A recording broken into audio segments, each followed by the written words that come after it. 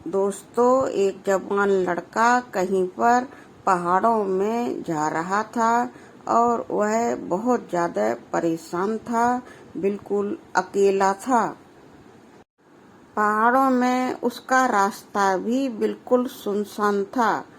तभी उसने देखा कि एक तरफ एक सन्यासी बैठे हुए हैं। वह सन्यासी बहुत ज्यादा वृद्ध हैं। फिर वह लड़का डर की वजह से उस सन्यासी के पास चला जाता है और उस सन्यासी से बातें करने लगता है। तभी सन्यासी कहते हैं कि मेरी यह थैली बहुत भारी है, क्या तुम पहाड़ों पर इसको लेकर के चल सकते हो? दोस्तों, वह लड़का वृद्ध पुरुष की उस थैली को लेकर जैसे ही चलने लगता है तो उसे समझ में आ जाता है कि वह थैली तो बहुत भारी है। दोस्तों, तब वह लड़का वृद्ध पुरुष से कहता है कि आपकी ये थैली तो बहुत ज्यादा भारी है, इसमें ऐसा क्या भरा है? लड़के की बात सुनकर वृद्ध पुरुष उसे जवाब देता है कि बेटा, इसमें तांबे के बहुत सारे सिक्के भरे हुए हैं। अगर तुम इस थैली को लेकर मुझे मेरा रास्ता पार करवा देते हो तो मैं इनमें से कुछ तांबे के सिक्के तुम्हें दे दूंगा। इस तरह से बातें करते करते वह लड़का वृद्ध पुरुष के साथ उस पहाड़ी इलाके को पार कर लेता है। पहाड़ के दूसरी तरफ उतरते समय उसे थैली का वजन बहुत हल्का महसूस होता है तो वह बहुत खुश होता है। तभी वह पूरी ढलान उतर जाता है। वृद्ध पुरुष और उस लड़के को आगे एक नदी बहती हुई दिखाई पड़ती है। यह देखकर वृद्ध पुरुष घबरा जाता है और उस लड़के से कहता है, बेटा, यह नदी तो बहुत उफान पर है और मैं इसे कैसे पार करूंगा? मेरे कंधों पर दो मोटी मोटी थैलियां हैं। अगर तुम इसमें से एक थैली अपने कंधे पर ले लो तो मैं नदी पार कर सकता हूँ।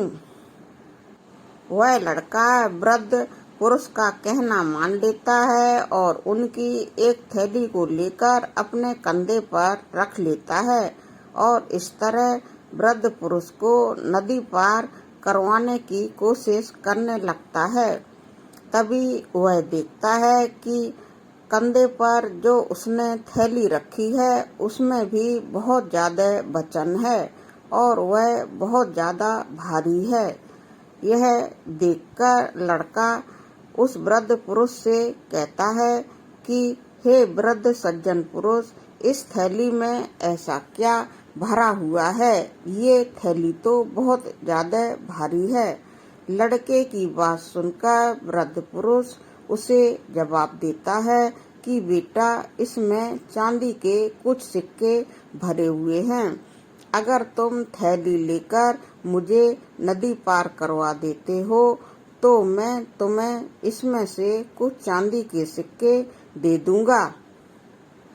लड़का बहुत ज्यादा भूखा प्यासा था और उसकी भूख का एहसास उसे बहुत तेजी से हो रहा था।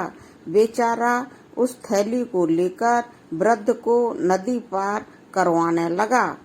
नदी पार करवाने के बाद उसे जंगल जैसी बहुत सारी झाड़ियां और सुनसान रास्ता नजर आया, जो कि रास्ता बहुत ऊंचा नीचा पहाड़ी रास्ता भी था।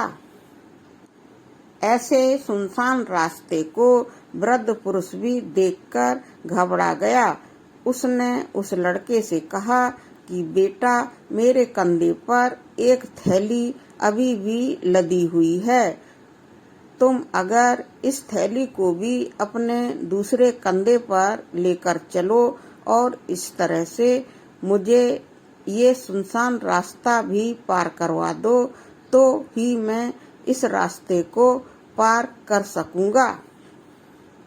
लड़का इतना ज्यादा गरीब था कि अपनी गरीबी और अपनी भूख प्यास को ध्यान में रखते हुए उसने वृद्ध पुरुष की यह बात भी मान ली और अपने कंधे पर वृद्ध पुरुष से उसकी दूसरी पोटली लेकर चलने लगा। धीरे धीरे उसे पता चला कि यह पोटली भी बहुत ज्यादा भारी है।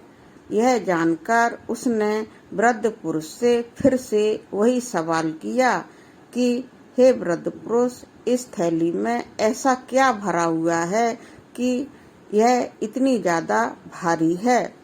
लड़के की बात सुनकर वृद्ध पुरुष ने उसे जवाब दिया कि बेटा, इस थैली में तो सोने के सिक्के भरे हुए हैं। अगर तुम मुझे इन सभी सामान के साथ ये सुनसान रास्ता पार करवा दोगे तो मैं इसमें से भी कुछ सोने के सिक्के तुम्हें दे दूंगा और तुम्हारी गरीबी दूर हो जाएगी। लड़का वृद्ध पुरुष से उसकी वह थैली भी ले लेता है और उसे वह सुनसान रास्ता पार करवाने लगता है। तभी उसे लालच जाग जाता है। वह सोचता है कि वृद्ध पुरुष को एक तरफ कहीं बैठा करके और मैं चुपचाप ये तीनों चीजें लेकर निकल जाता हूँ। इसमें बहुत सारे सोने के, चांदी के एवं तांबे के सिक्के भरे हुए हैं। अगर मैं ये सब ले लूं तो मैं बहुत अमीर इंसान बन जाऊंगा और मेरा जीवन आराम से कट जाएगा।